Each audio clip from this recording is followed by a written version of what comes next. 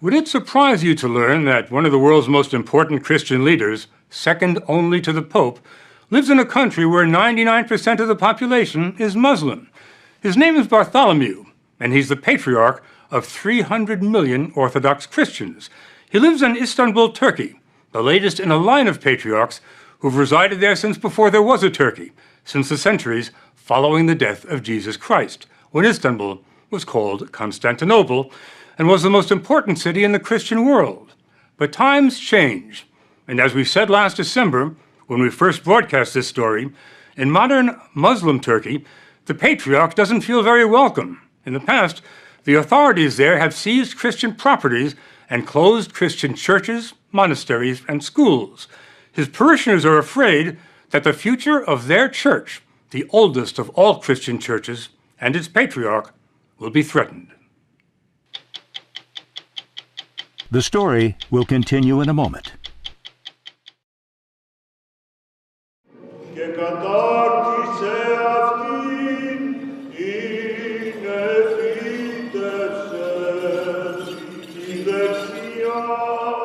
His official title is impressive. His All Holiness Bartholomew, Archbishop of Constantinople, New Rome, Ecumenical Patriarch. Ecumenical means universal, and worldwide, 300 million Orthodox Christians look to him for spiritual guidance. We first met him in Istanbul. It was Easter, and worshippers from throughout the Orthodox Christian world had come to celebrate Christ's resurrection on the holiest day of their calendar with the man who they see as their Pope. My first question is this: how should I refer to you? As your All Holiness, as Patriarch, as Ecumenical Patriarch? What is the proper way to address you? Bartholomew. The official title is Your All Holiness. Your All Holiness. But for me, Bartholomew is enough. For him, perhaps, but not for us.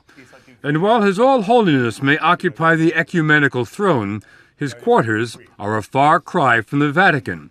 His office is cramped and relatively austere, his desk littered with papers. No Michelangelos here. All that's left of a Christian empire, once ruled from Istanbul, is a complex of 9 buildings, tightly squeezed onto less than an acre of land. Now, is this the Vatican of your church? Well, our headquarters. It's called the Fanar, and it's been the heart of Orthodox Christianity since 1599. His All Holiness promotes an informal atmosphere here. There's none of the ritual that surrounds the Pope in Rome. And there's no cathedral, only a modest church. The neighborhood that surrounds it used to be Greek and Christian, but today is predominantly Muslim. I think a lot of people would want to know, Your All Holiness, why the leader of so many millions of Orthodox Christians in the world lives in a country that is 99% Muslim. Because we are here before this country becomes a Muslim country, much earlier, since the very beginning. Since the very beginning of what? Of the foundation of our church, of the Church of Constantinople. And in the beginning, Istanbul was called Constantinople, the ancient city on the Bosphorus, where east meets west. The city's skyline is dominated by minarets.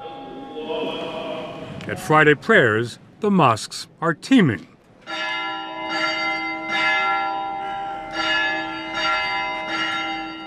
But the city's richest and most renowned Christian churches are museums today, meccas for tourists, not for worshippers. From the Cora Church, with its fresco of Jesus, whose eyes seem to go right through you, to the Hagia Sophia, the first great church in Christendom and an architectural wonder built 1,000 years before St. Peter's in Rome, and for centuries, the most important church in the Christian world.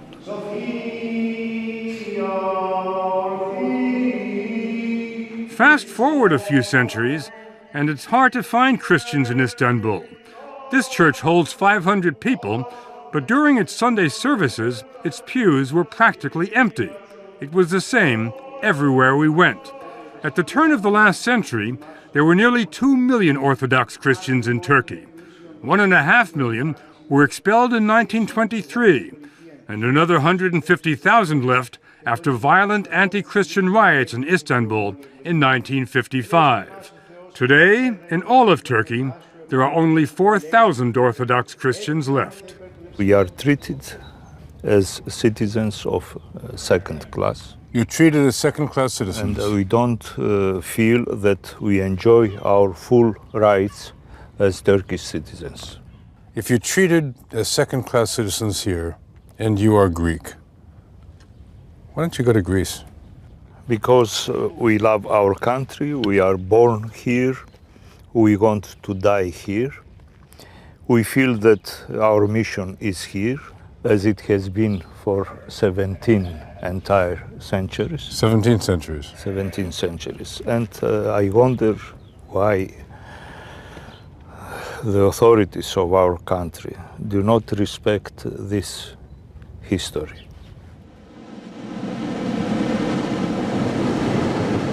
To better understand the Patriarch's frustration, he suggested we head off on our own mission, 500 miles east of Istanbul, to a region called Cappadocia.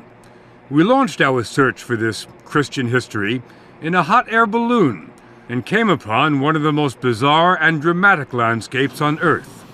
From above the clouds, it looks like a city of stone.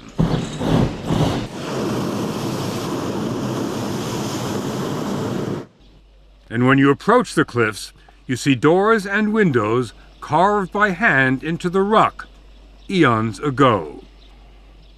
It's extraordinary enough from the outside, but open one of the doors and step inside, and you enter a world of unfathomable beauty. Chapels with frescoes painted while Rome was still ruled by the Caesars, and Bethlehem and Nazareth were dusty little towns. Are there any Christian remains as old as this in the Holy Land, in Jerusalem or Bethlehem? Not that I know of.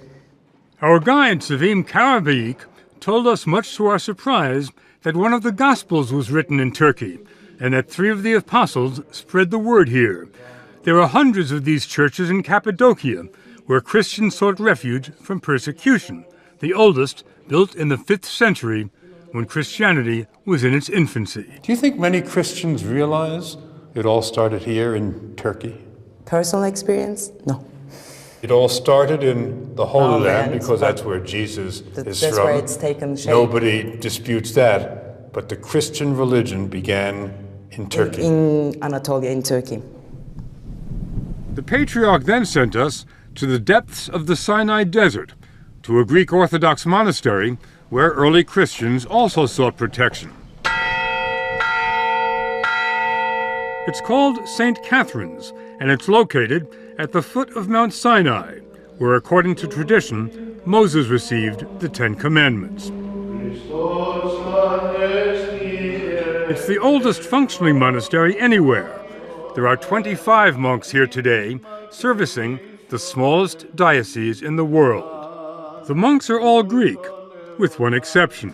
Altogether, we have 3,300 manuscripts. The chief librarian, overseeing an incomparable collection of ancient manuscripts, is Father Justin, But most of these date from the 10th to the 14th century. a converted Baptist from El Paso, Texas.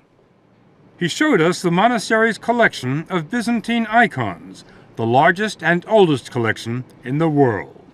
Then he took us to what the Patriarch really wanted us to see, a little-known letter written by the Prophet Muhammad almost 1,400 years ago, signed and sealed with his handprint, offering protection and religious freedom to the Christians of the monastery.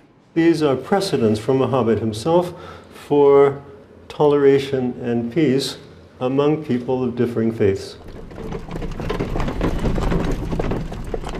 The Patriarch then brought us back to the 21st century and Turkey, to his own backyard.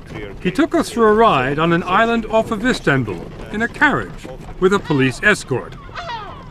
The patriarch wanted to show us that Muhammad's message of tolerance has not been received by the Turkish authorities. His prime example, the Halki School of Theology, the only Greek Orthodox seminary in Turkey, empty and abandoned. No priests, no prayers. Thank you, Your Holiness. It's very kind of you. The Halki was closed down by Turkish authorities after passage of a law banning private higher education. That was back in 1971. It's a pity and a shame. It's a crime to keep such a school closed, unused, for no reason. Why? Reasons of state. Reasons of state. As a consequence, the church can't train new priests, potential new patriarchs, who under Turkish law have to be born in Turkey. It's as if Rome closed down the College of Cardinals. The hallways where 100 young seminarians roamed are desolate now. The library's priceless collection of old manuscripts lies untouched. Walk into a classroom, and it seems as if the students had just gone home today, not 38 years ago. This school prepared people who preached peace, preached unity, preached love. So, not giving to the church the possibility to prepare these people, we offend human dignity. The patriarch says it not only offends human dignity, it offends him personally, because this is his alma mater. Halki is where he studied to be a priest. So you studied in a classroom just like this? Yes, for 7 years. The patriarch was born Demetrius Archondonis in Turkey. Christos Anesti σε όλους. Like all Turkish citizens, he served in the Turkish army. He was ordained at the age of 21 and elected ecumenical patriarch in 1991. But the Turkish government does not recognize the ecumenical or international part of his title. To them, he is merely a local bishop. I have visited the Prime Minister, submitting our problems, concrete problems, and asking why, and asking to help us. Do you get answers? Never. Do you sometimes fear that the community will be wiped out? Not really. We survived. We do believe in miracles. And that, the patriarch says, is because Turkey is also the Holy Land, spiritually not very far from Jerusalem. And this is the continuation of Jerusalem, and for us it is equally a holy and sacred land. We prefer to stay here, even crucified sometimes, because in the Gospel it is written that it is given to us not only to believe in Christ, but also to suffer for Christ.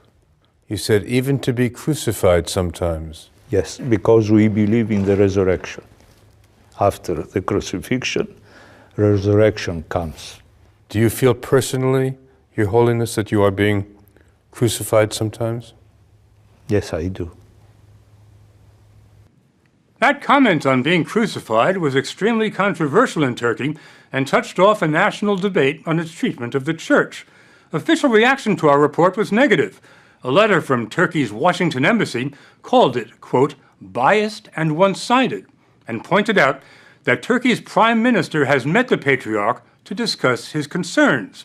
But according to the church so far, quote, there has been no tangible improvement on any of the problems.